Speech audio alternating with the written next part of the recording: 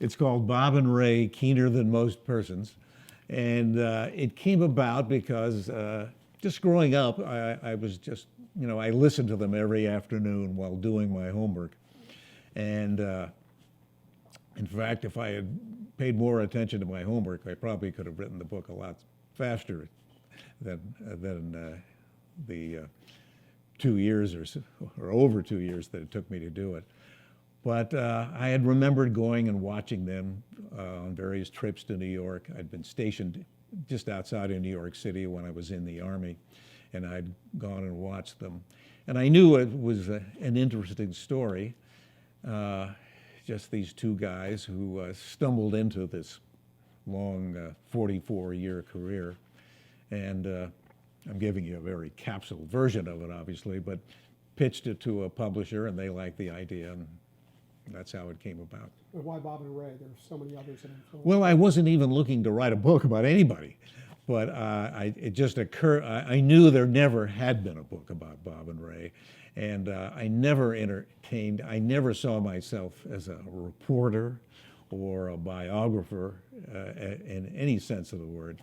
So it was, I sort of had to, find a voice as a biographer, and it took me a few false starts, but I sort of wrote it. I realized midway through I was writing it as a satire on a biography, but all the editorial and factual material was the primary drive shaft of the book. What sets Bob and Ray apart from other comedy duos? Well, until they came along on radio, all comedy shows were big programs with orchestras and studio audiences and big jokes.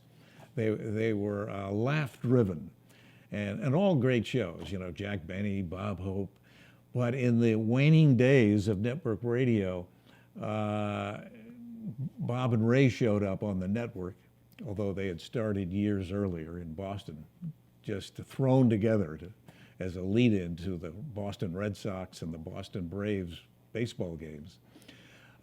They showed up at NBC in 1951, and it was just a total different sensibility. They were just two guys in a small studio, no orchestras, although they did do one weekly show with a small band. There was no studio audience. There was nobody to tell you what was funny. It was up to the listener to determine it. They didn't do jokes.